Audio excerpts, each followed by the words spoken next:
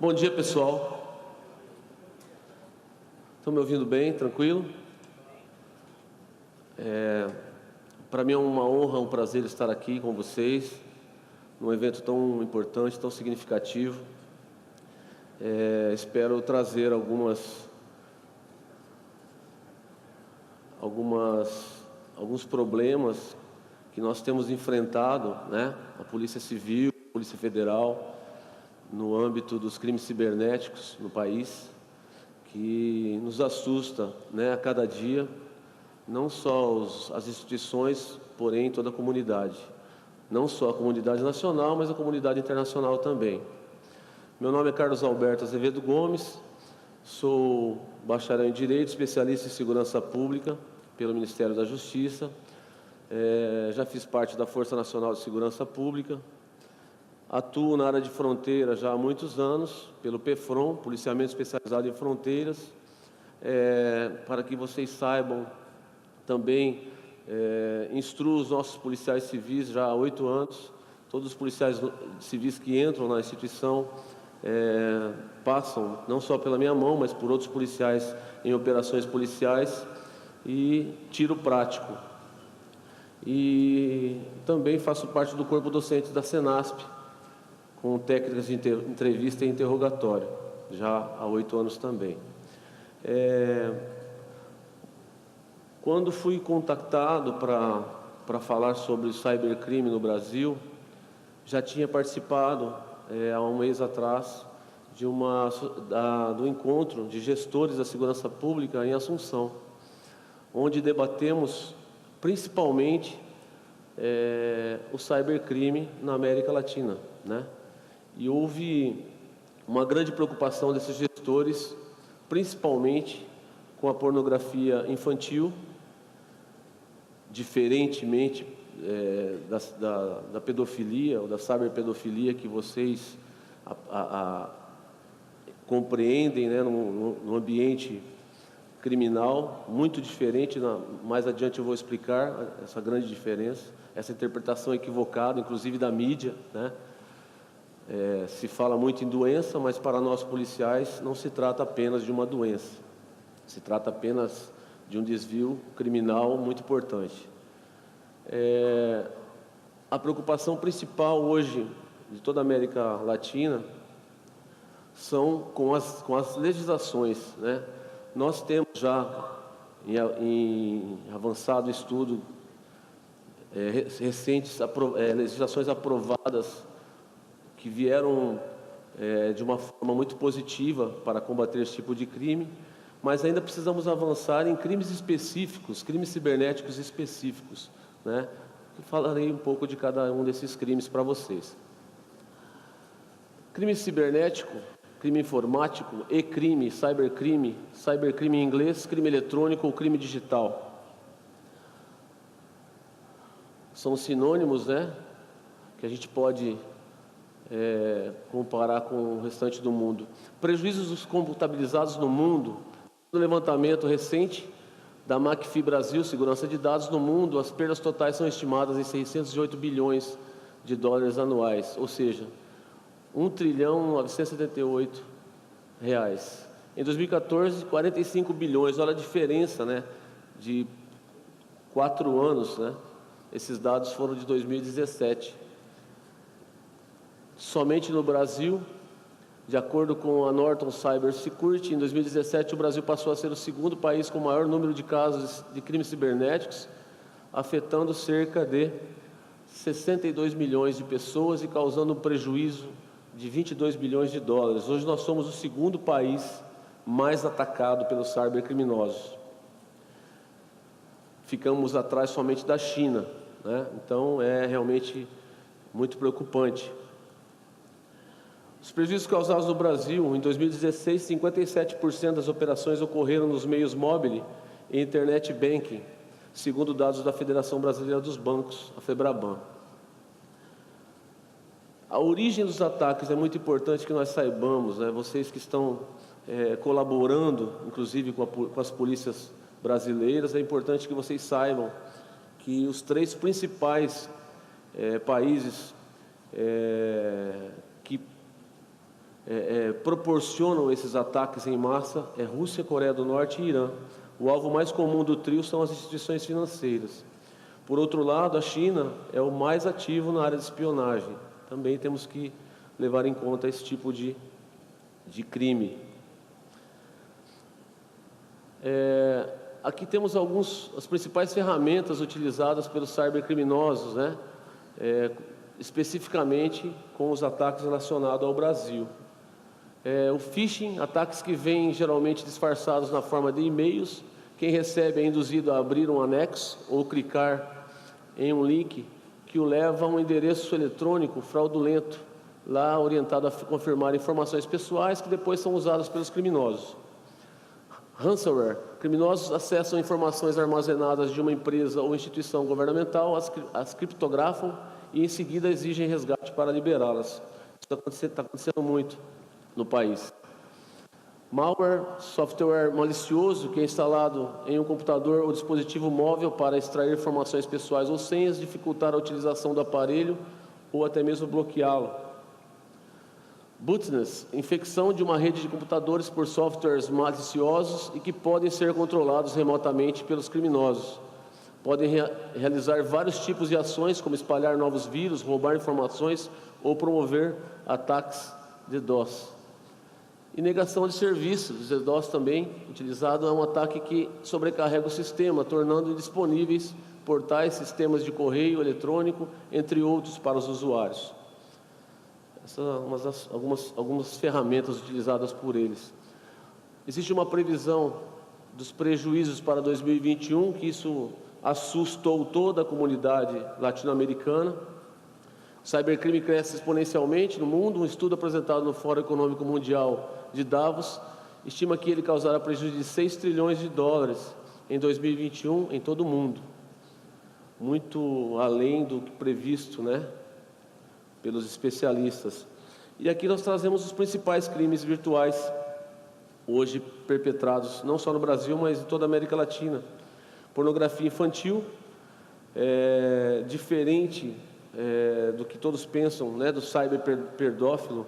A pornografia infantil não é tratada no meio policial como uma simples doença, né? A pornografia infantil, ela gera lucros e dividendos, né? As quadrilhas hoje estão especializando cada vez mais nesse compartilhamento de imagens de crianças e adolescentes, e isso gera um lucro excessivo para essas quadrilhas, né? Para essas organizações criminosas. As fraudes ao sistema financeiro hoje no Brasil está em evidência.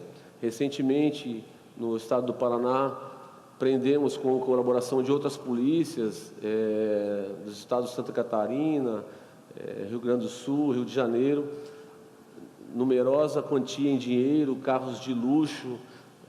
Em São Paulo, recentemente, uma quadrilha, há 10 dias também, praticou um levantamento de 400 milhões de reais. Estou todo mundo sabendo dessa notícia. Uma vida... né?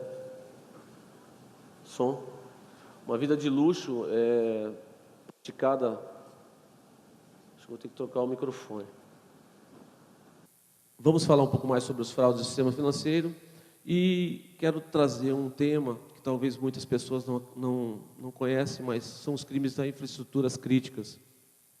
Esses crimes preocupam porque em alguns países da Europa, Oriente Médio, por terroristas, né, eles acabam fraudando sistemas importantes como hospitais, sistemas financeiros, pessoas que precisam, por exemplo, de equipamentos de hemodiálise ou numa UTI neonatal.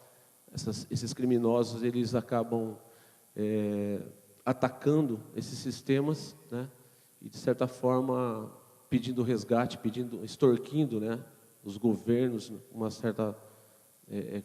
grande quantidade em dinheiro. Imagine vocês um hospital no Brasil sendo atacado, né, máquinas desligadas, né, isso seria um caos para todos nós. Isso acontece muito em outros países e muitas vezes nós não temos esse conhecimento. E os crimes conexos, né, narcotráfico, sequestro, contrabando, pirataria, tráfico de armas, homicídios por encomenda, lavagem de dinheiro, principalmente pagamentos em criptomoedas ou moedas virtuais. Esses crimes acontecem, na sua maioria, na Deep Web e na Dark Web, né? Temos que trabalhar em conjunto com tecnologias do meio privado para também estarmos se infiltrando nessas organizações criminosas. É muito comum hoje no Brasil, os crimes de menor potencial ofensivo são os crimes contra a honra, né? Sabemos que, ainda mais agora em época de eleição, ou há ataques de toda natureza, isso preocupa muito também as organizações policiais. Calúnia, que é uma imputação falsa de um fato criminoso a alguém, ou você imputar um crime a uma pessoa que não o cometeu. A injúria seria uma ofensa à dignidade de alguém. Acontece muito isso no meio eletrônico, e as pessoas muitas vezes não têm noção de que, por mais que estejam atrás de um equipamento eletrônico, ela também pode ser responsabilizada e penalizada criminalmente por isso. E a difamação, a imputação de fato ofensivo à reputação de alguém, ou seja, você denegrir a imagem constituída de uma pessoa, difamá-la, né? Isso ferindo o decoro dessa pessoa. Uma pessoa importante, que tem a sua imagem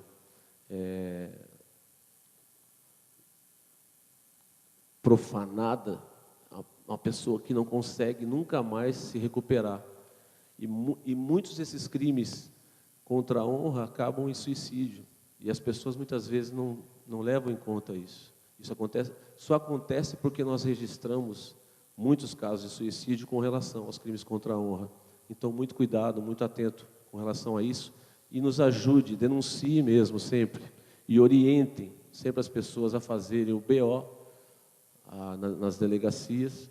E, principalmente, printar, né, o que foi dito, né, nas redes sociais, e salvar também o link ou a URL usada nesses crimes. Nos ajudará muito a identificar esse criminoso. Na legislação brasileira recente, tivemos alguns avanços, né, com relação a crimes, principalmente contra as mulheres, né?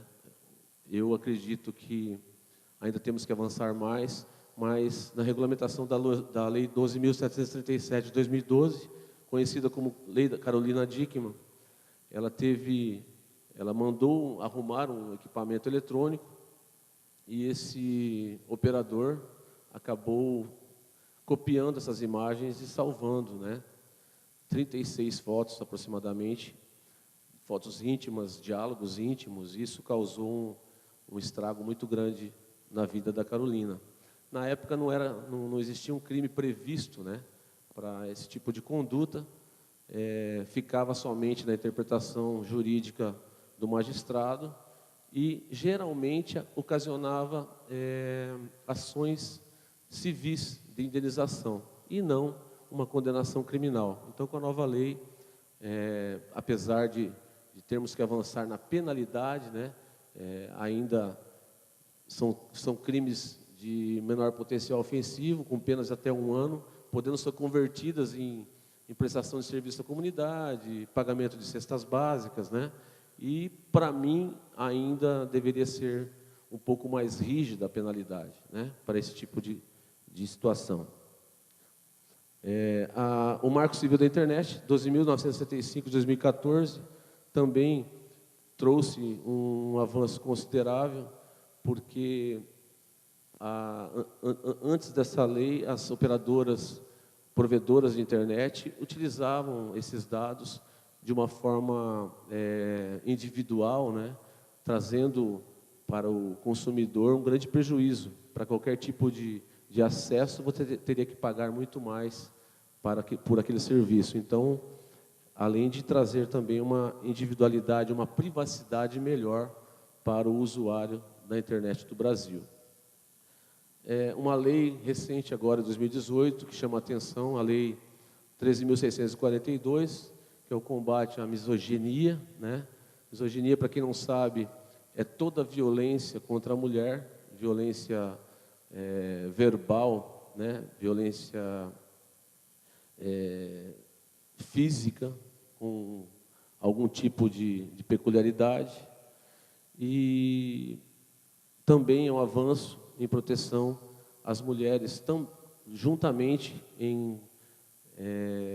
com a Lei Maria da Penha, certamente um grande avanço. E agora a Lei da Importunação Sexual foi recém-aprovada pelo ministro Dias Toffoli, que havia previsão para aqueles casos de metrôs, ônibus, né, do transporte público, ou até mesmo num ambiente público onde há muita massiva a população, onde há muita gente reunida num lugar, as pessoas não tinham, quando eram abusadas, tocadas, não tinham como recorrer a esse tipo de legislação. Então, é um avanço muito importante.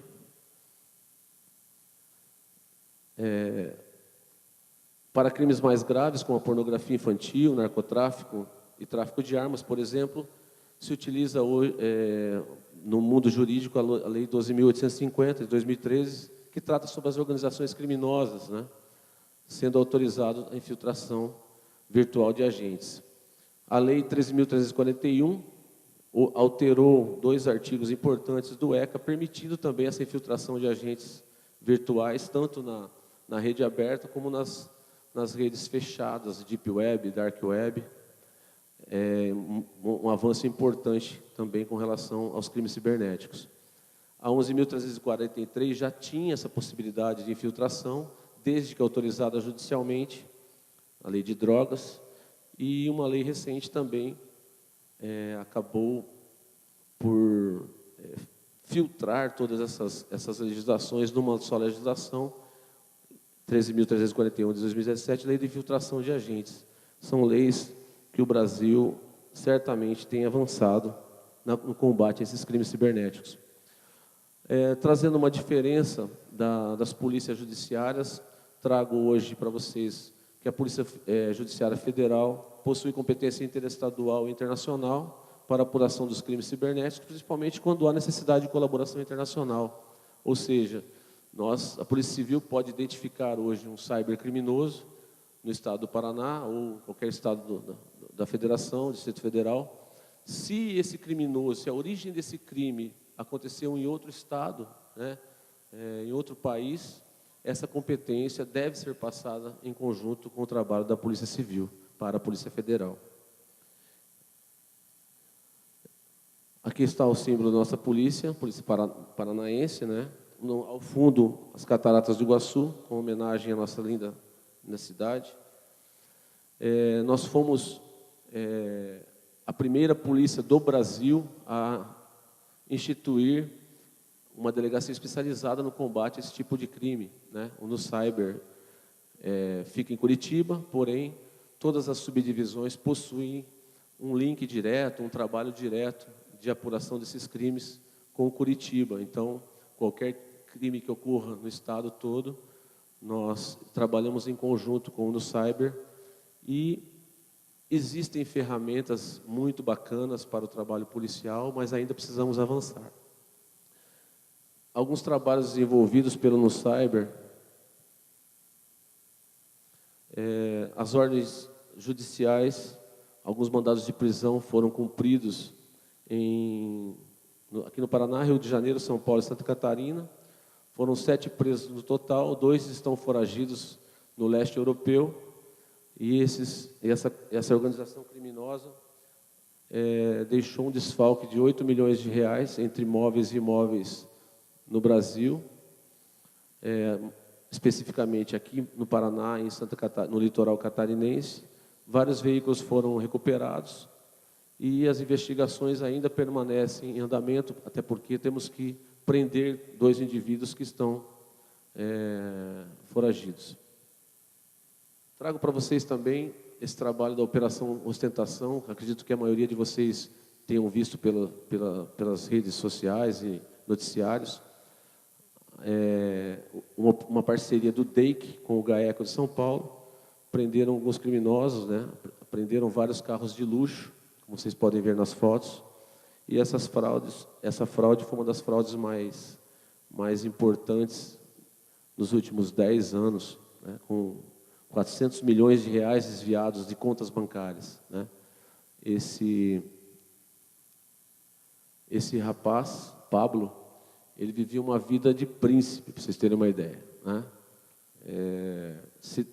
Se autodenominava um empreendedor financeiro, alugou uma cobertura de 200 mil reais por mês para tratar dessa linha financeira.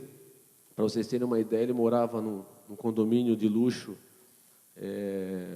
numa casa magnífica, já estava inclusive paga essa casa, estava realmente deitando e rolando no sistema financeiro brasileiro, e a casa caiu, ainda bem. Tinha até coroas de príncipe e rainha, eles iam casar dia 12 de outubro, se não me engano, estava marcado o casamento deles, e a polícia conseguiu prender alguns dias antes do casamento. Viajavam para Paris, ficavam nos melhores hotéis de Paris, da Europa, alugaram vários iates, valores assim de 40 mil euros a diária. Então eles estavam realmente curtindo a vida, né? Essa moça que aparece é a noiva dele, não foi indiciada por enquanto, mas encontraram, a polícia civil encontrou veículo no nome dela, e ela aparece, para quem quiser acessar, tem vídeos no YouTube, ela aparece mostrando, né, ostentando todo o poder financeiro do casal. Essa residência, eles moravam em São Paulo. Para vocês terem uma ideia, todos os dias ele ia de helicóptero para o trabalho, né? O prédio onde funcionava a empresa desse jovem não aceitava o pouso de helicópteros. Ele tinha que caminhar por 2 ou 3 quadras, ele não caminhava. Ele pegava um desses carros luxuosos, Maserati, Ferrari, e outros Porsches, né? E ia trabalhar apenas 2 ou 3 quadras, ele ia com o carro, né? Para vocês terem uma ideia da forma de luxo ostentado por esse casal. Trago também um trabalho especial que nós fizemos aqui na cidade, a Polícia Judiciária Estadual, em parceria com o Ministério Público Estadual, um crime específico com relação à tecnologia de informação. Esse rapaz, o Melquisedeque, foi condenado já, por isso que eu já posso mostrar essa foto, iniciou o trabalho da Operação Pecúlio, uma das operações mais importantes do trabalho da Polícia Federal aqui no Brasil.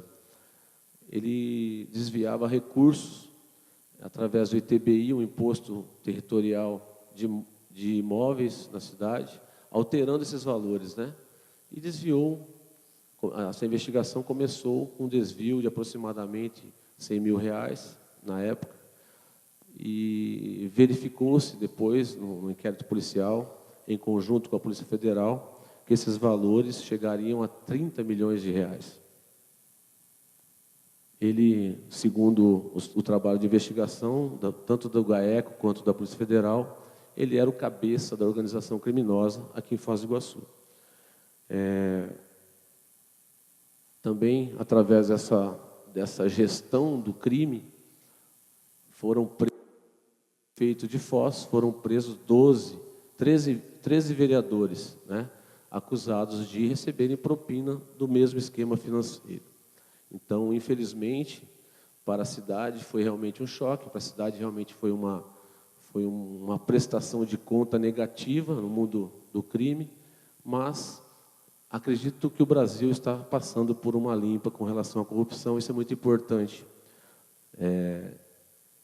A tecnologia de informação e comunicação, ela vem para auxiliar esses trabalhos. Cada vez mais as polícias precisam se atentar a isso, né? Para isso necessitam trabalhar de forma legal, né? Primeiro com ordem judicial adequada, primeiro com a parceria com o Ministério Público, não fazendo mais aquelas investigações midiáticas, né, sem um resultado condenatório no final. Então, a importância de trabalharmos de uma forma legal, com parceria em perícia forense computacional. Um dos grandes desafios hoje da Polícia Civil e da Polícia Federal é capacitar os seus profissionais para que realmente tenham um aporte significativo no combate, né, ao crime cibernético. Uma combinação de técnicas de investigação com as exigências das leis, normas de cada país, organização ou empresas, né? E o principal de tudo, que nós estamos fazendo aqui agora, uma parceria público-privado, né? Muitos gestores acabam não investindo na investigação policial porque não traz visibilidade. Isso é, infelizmente, uma constatação de todas as polícias investigativas, não só daqui do Brasil, mas de outros países da América do Sul também. Erra muito aquele gestor, por exemplo, que enche o estado de viatura ou contrata muitos policiais preventivos e não investe em tecnologias da informação.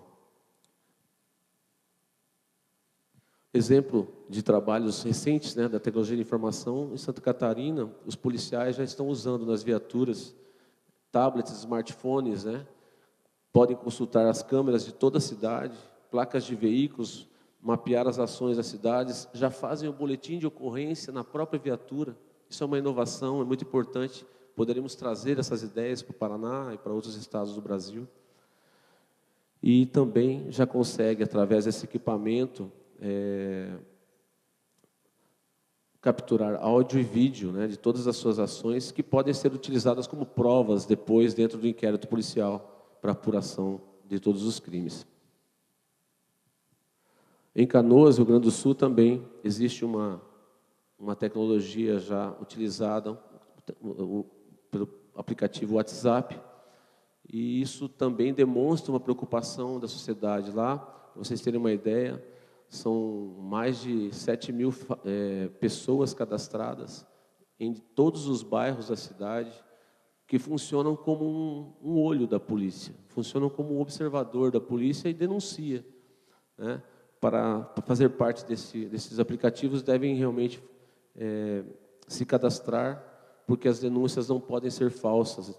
Uma importante ferramenta, mas também não pode deixar a polícia atender diversas ocorrências sem o objetivo principal de realmente estar atendendo um crime momentâneo, né?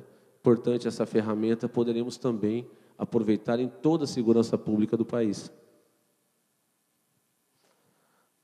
Agora, falando um pouco sobre consciência digital, um tema importante e uma preocupação de todas as polícias judiciárias do país todo. 50% utilizam a rede desprotegidas, né? Compartilham senhas com vizinhos, né? Dividem as redes de Wi-Fi com outros apartamentos. Isso também gera uma falta de proteção importante. 20% utilizam a mesma senha para todas as contas. Isso já está comprovado em números de apuração de crimes virtuais.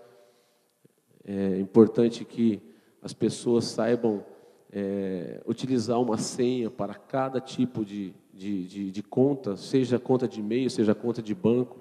Isso também ajuda a dificultar, né? Se for desenvolver uma senha que tenha uma senha mesclada, né, com números e letras. Quanto maior a senha, melhor também.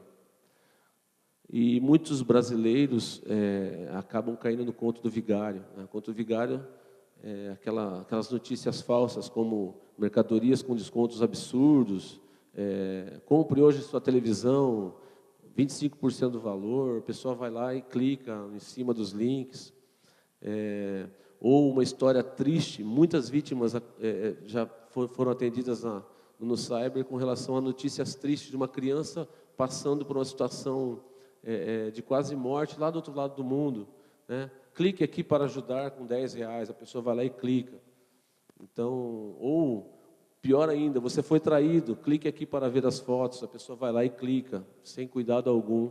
Então, a consciência digital ela deve existir no momento de clicar em algum link desconhecido, né? O que os criminosos fazem? Ao clicar, isso gera uma credencial que lhe dá acesso a todos os dados daquela máquina. Então, fica fácil para ele extrair senhas bancárias, fica fácil para ele extrair fotos pessoais, enfim, a vida toda da pessoa acaba sendo profanada nesse momento. Fazer senhas distintas para outras contas, já falei, não utilizar redes abertas, como aeroportos e shopping. As pessoas não conseguem desconectar por nada, então isso acaba gerando aquela impaciência, né, em você estar conectado. Você clica lá no celular, primeira rede Wi-Fi aberta que você encontra, clica e começa a navegar. Isso tem gerado problemas, inclusive, para nós, da Polícia Civil. Por quê? Porque até nós identificarmos esses hackers, esses experts que ficam em aeroportos e shopping centers ou diversos lugares abertos, fica um pouco complicado. A gente acaba encontrando, mas evitar esse tipo de acesso, né, em Wi-Fi, redes abertas, a não ser que seja realmente algo confiável, né, que você está num ambiente confiável, aí sim. Não abrir links sem procedência, mensagem do tipo mandei errado, não abra, né? Muitos criminosos têm feito esse tipo de situação para que o usuário acaba caindo. Internautas mais novos, quanto menos idade, mais confiável, né? Ele navega de uma forma muito confiante, não tem a preocupação dos mais antigos. Isso também falta de diálogo entre pais e filhos, falta de um pouco de consciência digital, e isso acaba gerando grandes prejuízos, né, para as famílias. Importante, os internautas não possuem imunidade ou proteção só porque estão atrás de uma tela de computador. Mesmo que não seja seu, estão sujeitos à responsabilização criminal por seus atos, como disseminar ódio, racismo, misoginia, ofensas morais, apologia ao crime. E a polícia tem como rastrear a origem, como eu falei para vocês. Tentar gravar a URL ou o link, fotografar tudo e registrar o boletim de ocorrência, para que a gente possa identificar esses indivíduos. Usar a internet junto com uma criança, né, falando agora sobre os pedófilos, muito importante a gente também diferenciar a pedofilia, que é considerada por alguns especialistas, também registrada na OMS como doença, não se confunde muitas vezes com a pornografia infantil. Para nós da polícia, é o crime mais hediondo, né? Estar não só correndo atrás de imagens ou compartilhando imagens de crianças, né? Mas nós temos que ter uma consciência de que a próxima vítima pode ser o nosso filho, pode ser o nosso sobrinho, pode ser o vizinho do lado. Então, sempre ter um computador em comum, né, para toda a família, num ambiente aberto, não deixar aquela criança isolada num quarto, né? Você lá com a sua novela, ou com o seu futebol, ou sei lá, com os seus afazeres. Não esqueça que o teu filho está num ambiente aberto, né? Sempre que puder, verificar o histórico de acesso também dessas crianças, orientar os filhos a não marcar encontros, né, com internautas, a não postarem fotos na internet, muito importante isso, a não divulgarem os seus dados pessoais, como telefone, endereço, onde estuda. Procurar evitar esse tipo de coisa, porque às vezes passa despercebido, os pais, os tios, os padrinhos não percebem, mas daqui a pouco tem alguém muito próximo dessa criança tentando ou já praticando algum tipo de crime.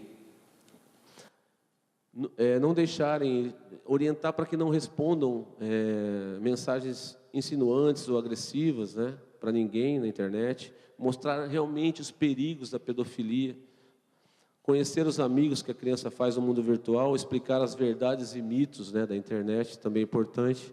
E a principal arma contra a pedofilia, uma conversa franca de pai e filho, uma conversa franca. Se o pai ou a mãe tem vergonha de conversar, peça para alguém da confiança da criança para explicar esse tipo de problema, né? Infelizmente, Hoje as crianças brasileiras estão vítimas todos os dias de pedófilos. E eu abomino esse tipo de enfermidade que muitas pessoas falam. Infelizmente, é algo asqueroso. Sem contar que os pedófilos, quando são presos, geralmente eles são tratados de uma forma muito ruim, né, pelo mundo penitenciário. Principais dificuldades na apuração desses crimes cibernéticos está na falta de investimentos em tecnologia e recursos humanos, como eu disse antes, e uma capacitação técnica específica para se combater esse crime. A maioria dos policiais brasileiros hoje, ou por muitos anos de atuação, ou pela dificuldade em conhecer de tecnologia digital, acaba não se aperfeiçoando. Isso atrapalha muito o trabalho da investigação. Existem poucos policiais aptos hoje para combater esse tipo de crime. E as adequações à legislação, como regulamentação no ambiente virtual, que abrange os locais com rede de Wi-Fi aberta e sem controle, bem como o uso do serviço de internet nas denominadas LAN houses e cybercafés. Hoje não se permite isso, mas deveria exigir que se tenha um registro do usuário, né, que utilizam os tais serviços, possibilitando assim que haja a identificação da autoria do crime cometido com o uso da internet com origem em tais locais. Hoje a legislação brasileira não tem essa determinação legal para que as LAN houses e cybercafés registrem quem está utilizando. E a maioria dos crimes cibernéticos acabam ocorrendo desses locais. Há necessidade de que o Brasil também seja signatário do Tratado Internacional de Budapeste, uma vez que a própria internet tem, por característica intrínseca, a natureza transnacional. Nesse tratado, nessa convenção, foi estipulado várias formas de combate ao crime, no cybercrime. Em 2003, essa convenção. E o Brasil tem aquela política, pasmem vocês, de não aderir a tratados internacionais na qual não seja convidado. Isso gera o quê? Um atraso, isso gera o quê? Uma falta de responsabilidade do Estado, né, com relação a isso. O Ministério Público Federal tem lutado muito contra essa decisão do governo brasileiro e tem buscado parcerias com o governo norte-americano e me parece que há uma sinalização para que o Brasil seja signatário desse tratado internacional. Para vocês terem uma ideia, Chile, Paraguai e Argentina já fazem parte dessa convenção. O ambiente virtual é atemporal e não se limita perante as fronteiras políticas criadas pelos homens.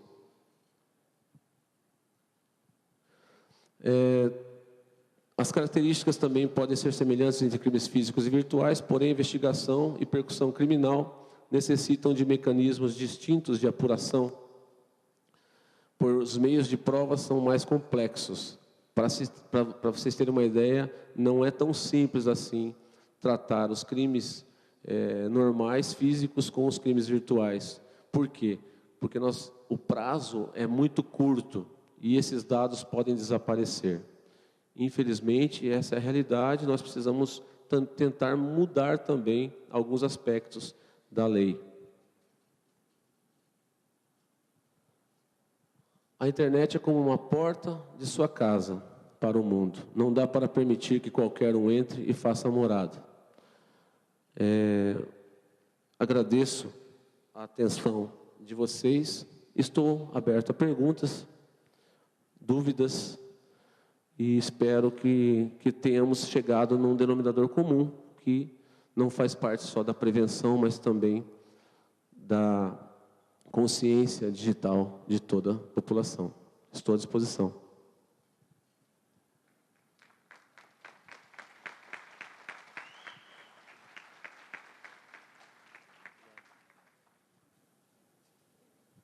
Alguém quer fazer uma pergunta? Fique à vontade.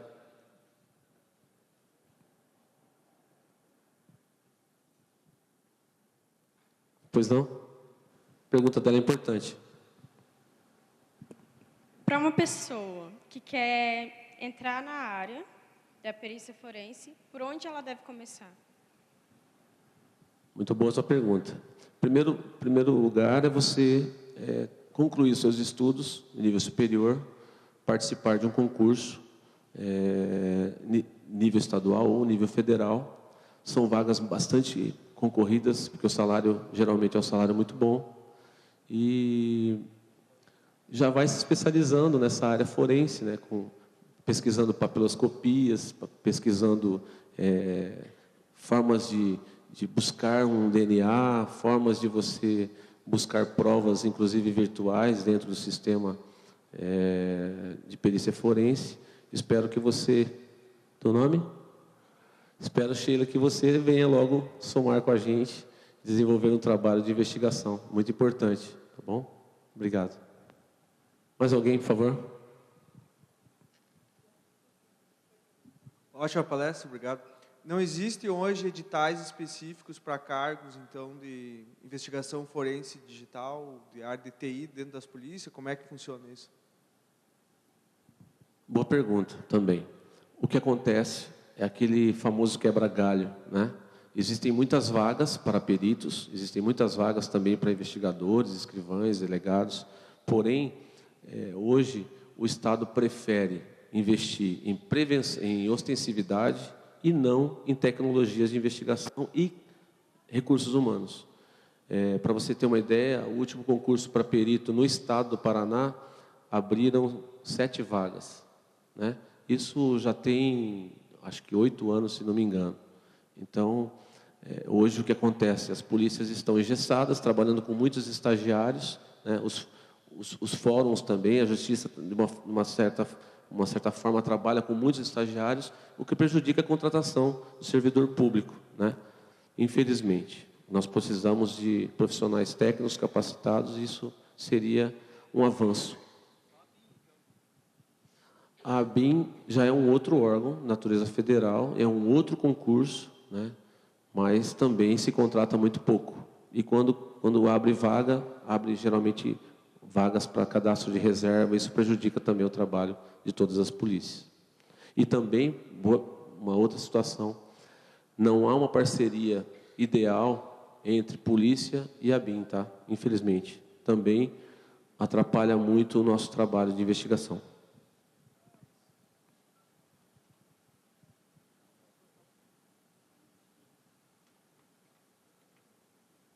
Boa tarde.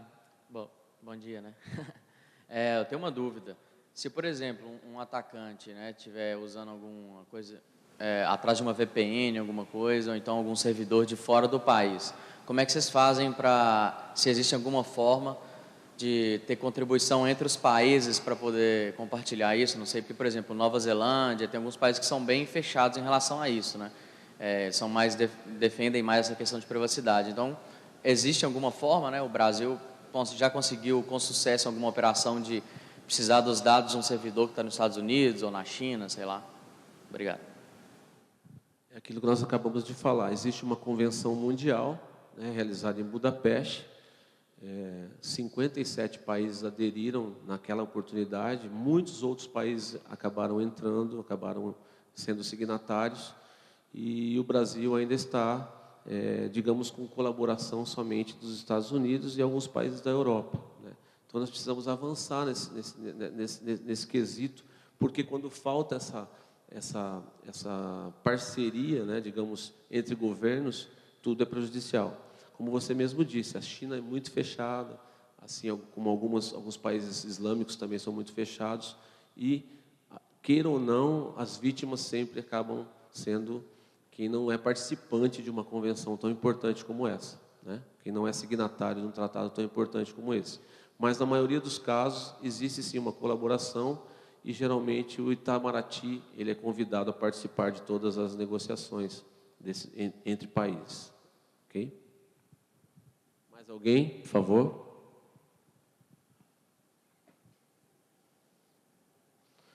Muito obrigado, pessoal, pela atenção. Espero que vocês tenham gostado e estamos sempre à disposição, não somente aqui no Paraná, mas em qualquer lugar do Brasil. Denuncie se tiverem vítimas na família ou se vocês mesmos forem vítimas de cybercriminosos. É uma honra ter participado desse debate com vocês. Muito obrigado.